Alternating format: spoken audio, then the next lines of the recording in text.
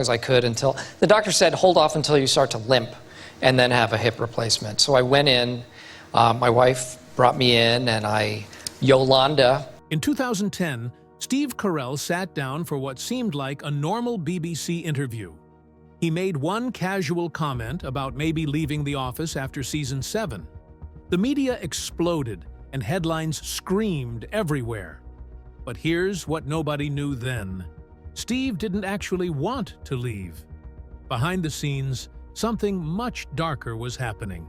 NBC executives were making decisions that would destroy the show's heart. The cast has told one story for years. They've stuck to the same script about family and timing. But the real truth finally came out.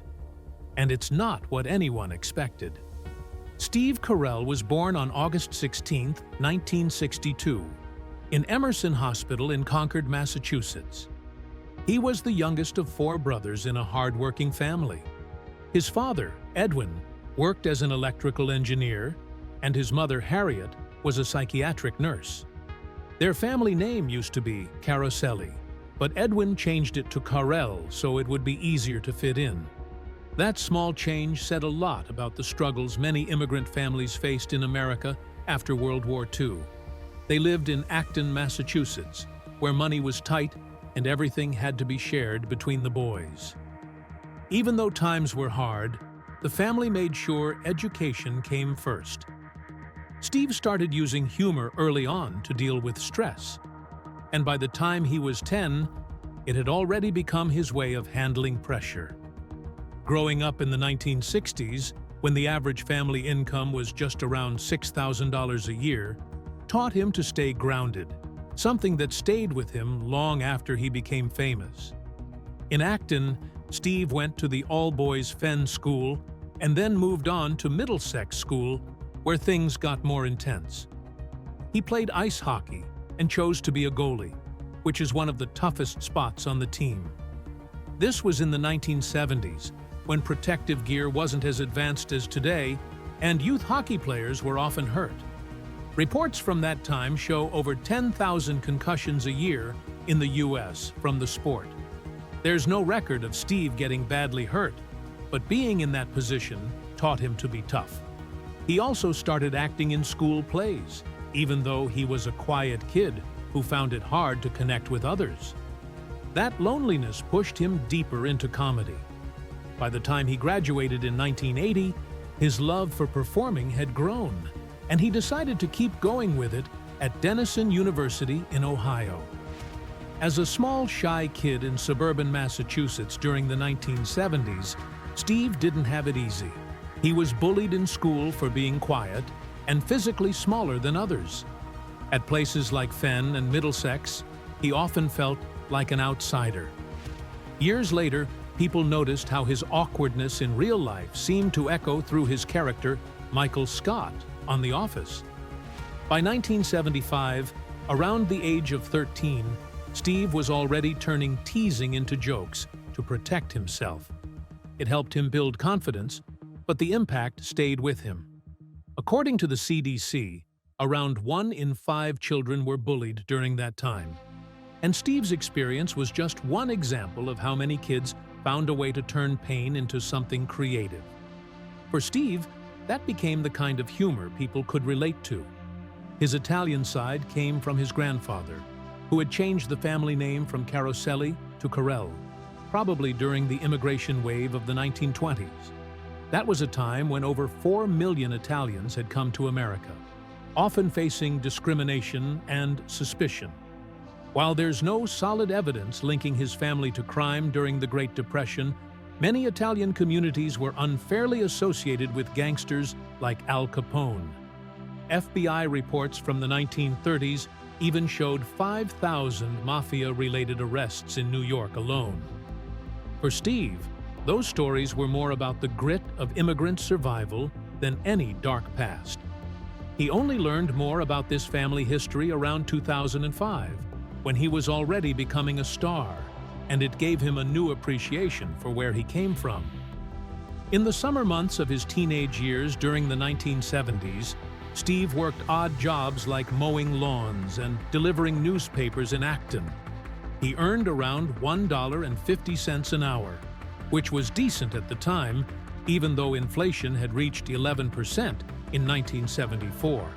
There's no confirmed story of him being robbed at knife point at age 12, but his job as a postal carrier came later, in 1984, right after college. He quit after just 6 months because the job was too demanding. These early years taught him about hard work, responsibility, and how to stay alert. He would walk long delivery routes in all kinds of weather, often feeling exposed and vulnerable. But he kept going. These small jobs helped him save for college and shaped how he viewed life. By 1980, he had packed up for Chicago, chasing a dream that didn't look anything like his modest beginnings. Back in Middlesex School, Steve stayed busy. He played ice hockey and lacrosse, showing that even though he was quiet, he had determination. He also joined a fife and drum corps with his family, performing in historical parades. There are no confirmed records of him staging rebellious skits, mocking teachers, or almost getting expelled, though some rumors float online. What's clear is that he worked hard and graduated in 1980, ready for a fresh start at Denison University. At Denison, he played goalie for the hockey team and joined the theater club. While no one can confirm that his first stage role was in Godspell or that he threw up from nerves, people remember how committed he was. He also got involved with the school's improv troupe and became known for balancing sports with acting. Even scenes in The Office later referenced his hockey background, like the episode Threat Level Midnight. These years helped him grow more confident and made him realize comedy was something he wanted to keep doing. Steve majored in history and minored in theater. He graduated in 1984 after 4 packed years at Denison. Although stories about wild dorm pranks involving fake blood and suspensions on Halloween haven't been confirmed, Steve did keep things interesting. He hosted a radio show as Sapphire Steve Carell, played hockey, and performed in more than 50 improv shows with a group called Burpee's Seedy Theatrical Company.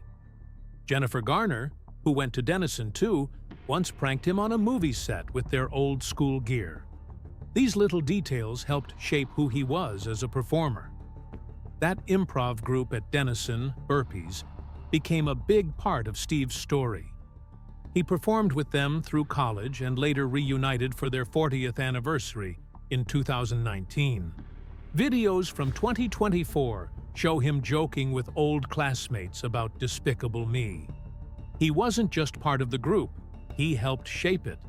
No record proves that someone had a mental breakdown on stage and Steve had to save the whole performance. But those stories only add to his legend. What's real is that his time in improv taught him how to think on his feet and trust the people he was on stage with. After college, he got a job as a USPS mail carrier in Littleton, Massachusetts. It lasted about 7 months, ending in 1984 when his boss told him he was too slow. He also got bitten by a dog and had to get treatment, which later made its way into his comedy sketches. He used to drive a small Toyota Corolla and sometimes added handwritten notes to kids' letters addressed to Santa. He even delivered mail until 10 p.m. during the holidays. A flat tire on his first day didn't help either. But this job, one of the hardest he ever had, taught him endurance, kindness, and patience. That same year, 1984, he moved to Chicago and auditioned for the Second City, the famous comedy training center. He didn't get in right away, but he kept trying. By 1989, he had joined the touring group. Stephen Colbert, who later became a close friend, was his understudy. Steve also performed in children's theater and waited tables to survive. It was a long and tiring climb through the late 80s, filled with doubts, but also full of small victories that taught him how to keep going, even when things didn't work out. In 1989, he got his first paid acting job in a musical called Nat Scat Private Eye, which toured across different cities. That same year, he appeared in a Brown's Chicken commercial. He was finally getting paid for acting, but it came with sacrifices. One story says that he missed an audition for Saturday Night Live because of this chicken ad. That moment might have changed his path, but it also gave him real experience. He later appeared in a McDonald's commercial too, selling a meal deal for just $3. From 1990 to 1996, he taught improv at the Second City while continuing to perform. Some students said he was one of the best teachers they ever had, though no verified incident mentions someone stealing his material for a rival show. Steve's time there helped shape not only his own career, but also others around him. He met his wife, Nancy Walls, there too. She later joined Saturday Night Live in 1995, while Steve kept pushing forward in smaller shows. They both struggled with money early in their marriage, like most performers do, but they kept going, and eventually, it all paid off. Back in 1996, Steve Carell had just left Chicago's Second City improv scene when he joined the Dana Carvey Show. It was a bold sketch show created by Dana Carvey and Louis C.K., airing right after Home Improvement on ABC. That setup alone was wild. Viewers tuned in expecting family fun and were instead greeted by a skit of Bill Clinton breastfeeding animals. Sponsors like Taco Bell pulled out immediately. That shocking premiere caused the audience to drop from 19 million to just under 8 million in 1 week. 7 episodes later, the show was canceled on April 30th. Carell, left stunned and unemployed, watched the show vanish almost as quickly as it came. But even in failure, it marked his real start on television. One sketch with Stephen Colbert, where both played nauseated waiters, would eventually land them spots on The Daily Show. That same year, Carell began voicing Gary in The Ambiguously Gay Duo, an animated parody that first aired on The Dana Carvey Show and later moved to Saturday Night Live. Stephen Colbert voiced his partner Ace. The two played superheroes full of innuendos, a playful jab at old comic book rumors, especially those sparked by the 1954 book Seduction of the Innocent, which claimed Batman and Robin were secretly gay. While it was meant to be silly, the sketches attracted serious hate. Conservative groups were furious. Carell even got anonymous death threats. In 1998, SNL had to temporarily pause new episodes of the sketch. Years later, in 2005, there was almost a live-action movie with Jim Carrey interested in joining, but studios were too nervous. Still, Carell always called that role an important chapter in his comedy journey. Then, in 1997, Carell had a small part in a short-lived sitcom called Over the Top, starring Tim Curry and Annie Potts. It aired just 3 episodes before ABC pulled the plug in November. But something strange happened on set during episode 2. On September 15th, a kitchen prop exploded, sending sparks across the room. Carell's left arm got burned. Second-degree burns covered 5% of it. Medics rushed in, and filming stopped for a full day. Carell joked about it later, but it was a moment that made him seriously question if TV was worth it. Still, he pushed through. By 1999, things changed. Carell joined The Daily Show with Jon Stewart, thanks to a recommendation from Colbert. Over the next 6 years, he did more than 100 satirical field interviews. But in 2002, one of those segments, mocking a Florida mayor who tried to ban the devil, led to a real lawsuit. Carell was subpoenaed and nearly had to testify in court. The case settled quietly in 2003 for $50,000. He admitted later that some of those segments made him uncomfortable, saying they felt like shooting fish in a barrel. Still, his time on the show sharpened his deadpan delivery and set the stage for The Office. Between 1996 and 2000, Carell also explored short films. One of them, Tomorrow's Weather, won Best Short at the Chicago Film Festival in 1998. But success came with trouble. In 1999, a former colleague accused Carell of stealing the script for a 12-minute short about awkward office life. The lawsuit demanded $100,000. Though it settled in 2000 for a rumored $15,000, it shook him. He became more careful about collaborations, and some say he slipped nods to that ordeal into The Office later. It nearly drained his savings, but it made him sharper. Everything changed in 2003 when he played Evan Baxter in Bruce Almighty. Jim Carrey's character magically made Evan blurt nonsense during a live news broadcast. That chaotic moment became unforgettable. Audiences loved it, and the success pushed Carell into the spotlight.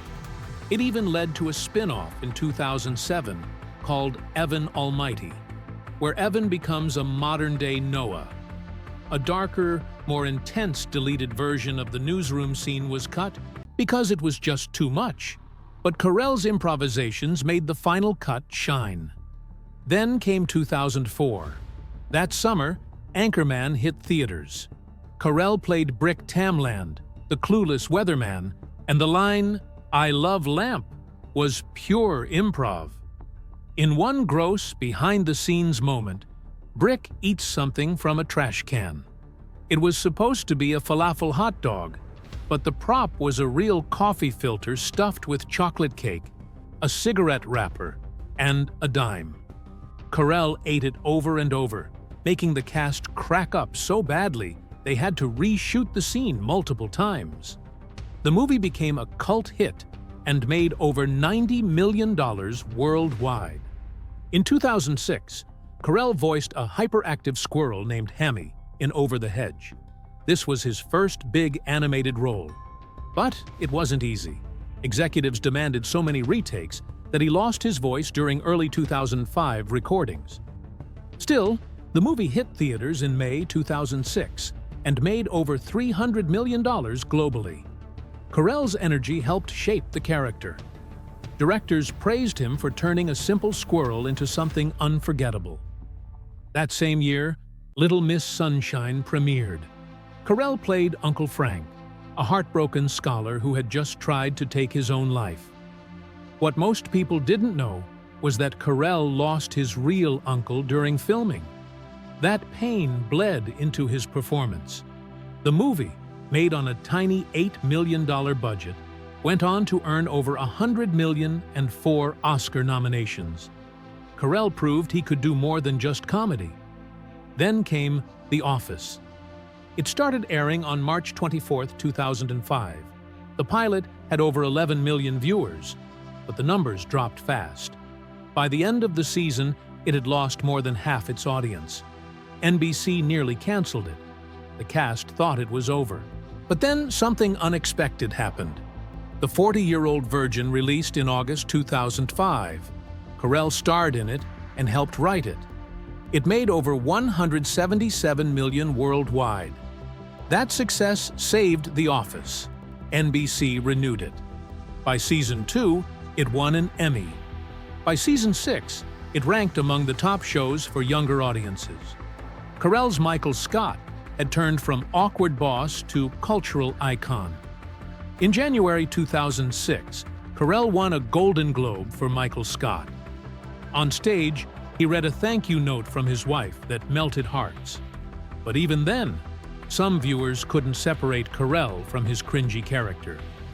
He received hate mail accusing him of being just as tone-deaf as Michael. During the 2007 Writers Guild strike, Carell refused to cross the picket line. Production stopped, and fans were left waiting. But the writers respected him more than ever. The hate eventually faded, especially after the massive success of Despicable Me in 2010. Carell's physical comedy sometimes came at a price.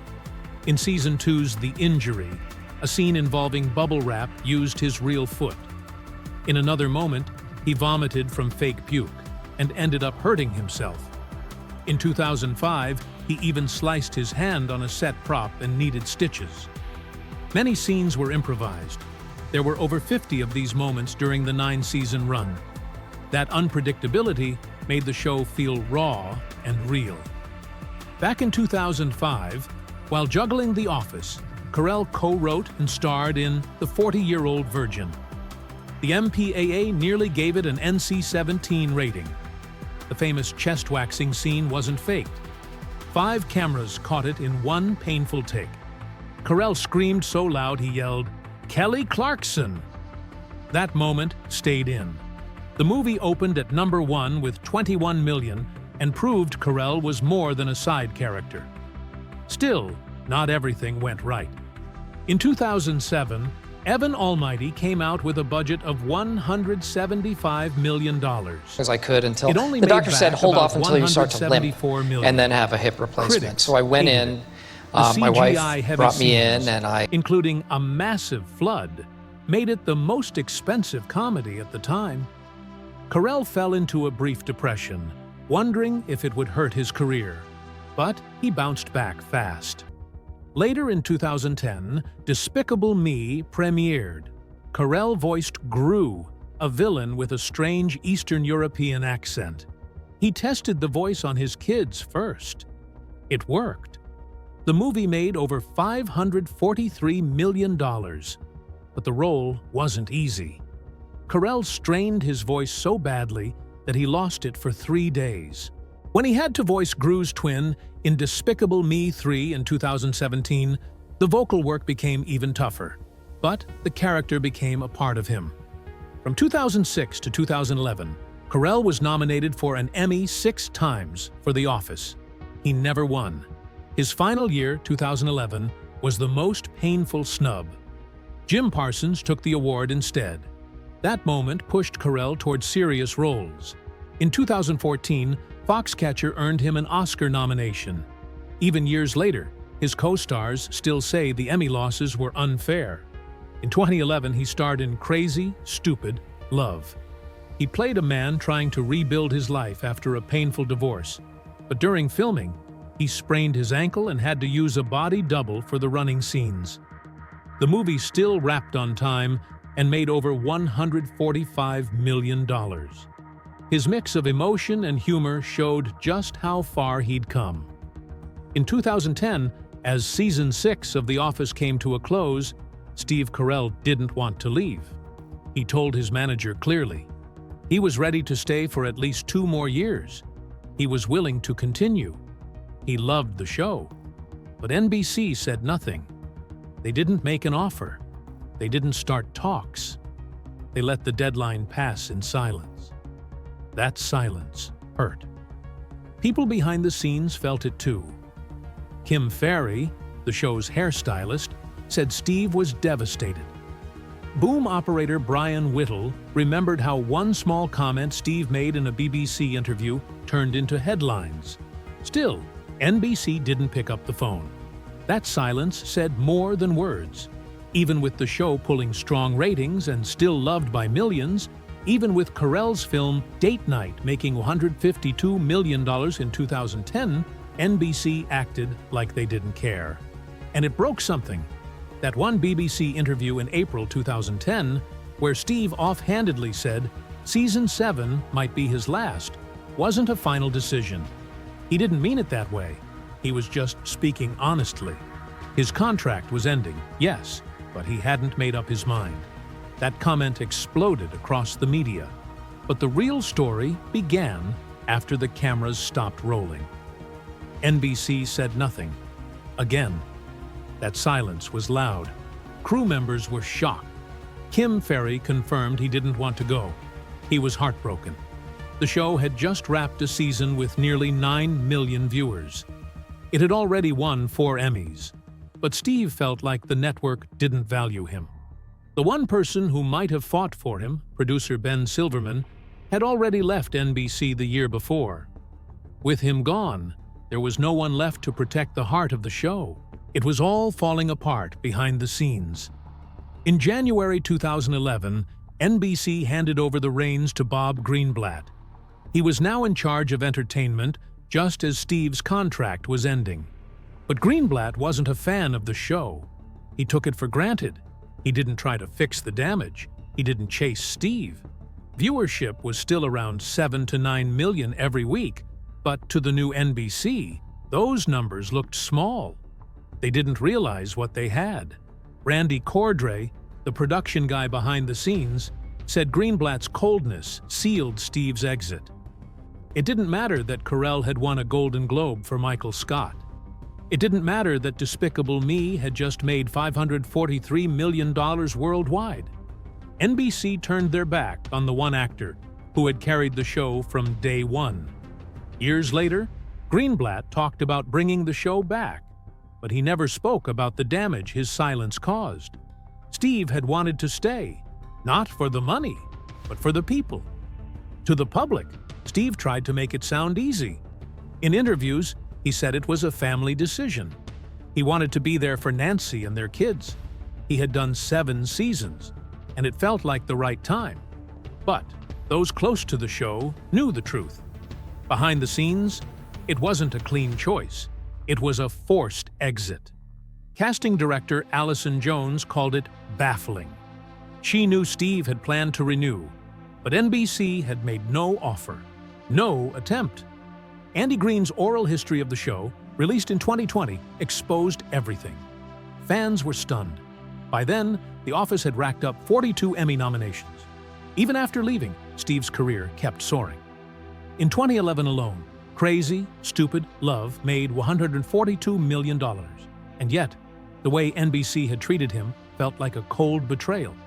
Today, with the show's syndication worth hitting $2 billion, it's clear just how badly NBC misjudged him.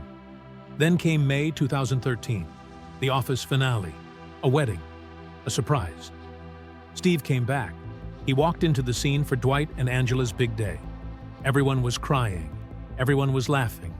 Carell called it emotional torture. He had done 201 episodes, and this was his quiet goodbye. Jenna Fisher said the emotions came in waves. Angela Kinsey said it hit her like a punch. Steve kept his cameo uncredited. He even lied to David Letterman just to keep it a secret.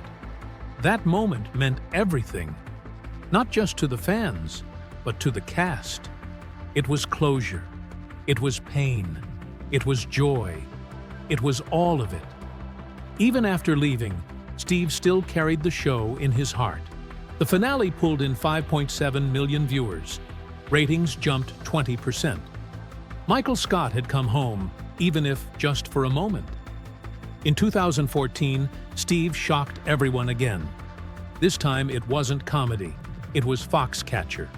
He played billionaire John DuPont, and he didn't look like Steve anymore. The prosthetics were eerie.